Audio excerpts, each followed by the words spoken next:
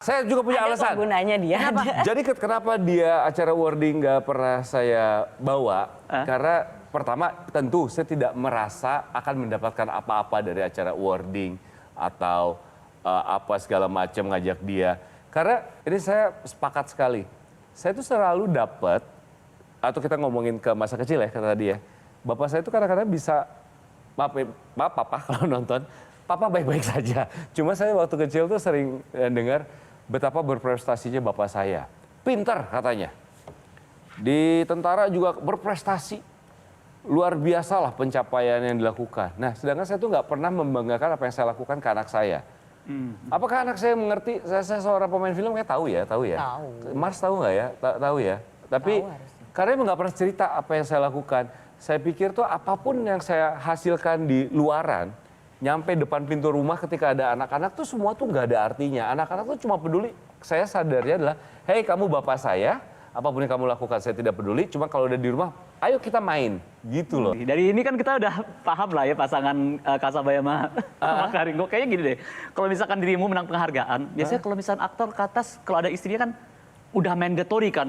Terima kasih untuk semuanya dan untuk istri, this is for you. I love you. Ntar kamera ke Kasabay, sampai gitu. Kayaknya gitu deh. Iya, kayaknya gitu. Iya, geli.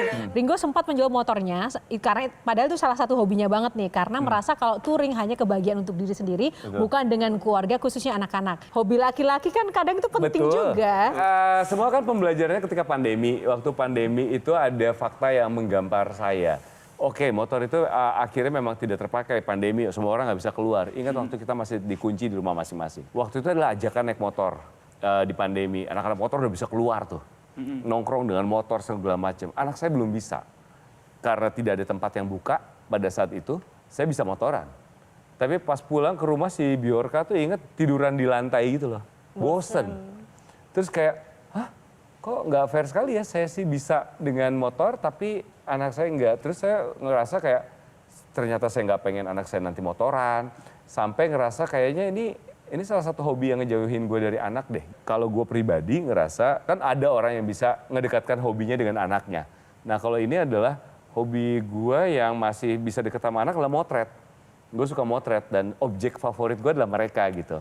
Nah kalau motoran kayaknya kok malah jauh ya kalau gue motoran sendiri sampai akhirnya kayaknya jual aja deh walaupun gue sesayang itu sama motor karena ngelihat anak gue kayaknya nggak fair, jual aja deh motor. Ya, sisanya gimana?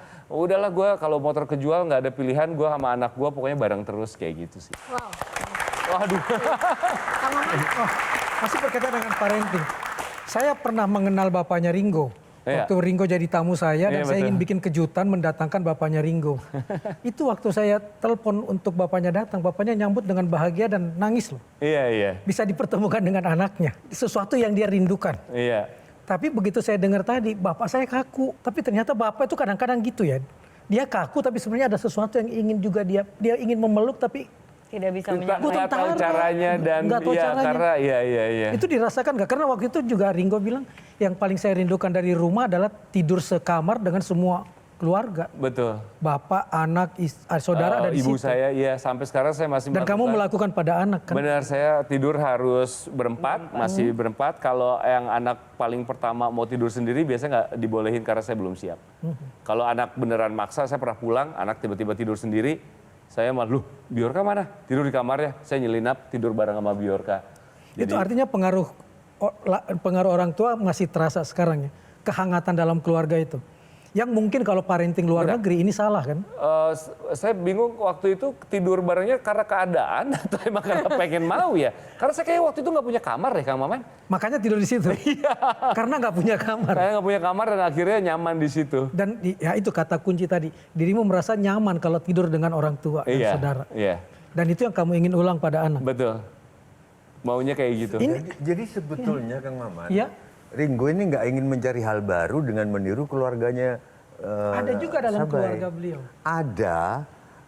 Makanya aku kaget dengan infonya Kang Maman bahwa dia sampai nangis. Cuman ekspresinya memang nggak uam gitu. Iya, kayaknya iya deh. Makanya dari tadi sebelumnya aku pengen protes sama kamu. Untungnya terakhir kamu minta maaf kan ke bapak kamu. Oh iya, saya minta maaf. Iya. Karena gimana ya? enak nggak sih ngomong keluarga saya nggak hangat terus ikut? Oh, maksudnya bukan sehangat yang kayak di film-film, punya caranya sendiri. Hangat, tapi caranya sendiri. Dia seorang intel. Iya sih. Nangis. Iya sih. Marahin Mbak Tejo. Jadi gengsi orang biasa sama gengsi Intel tuh beda ya? Oh, nurun.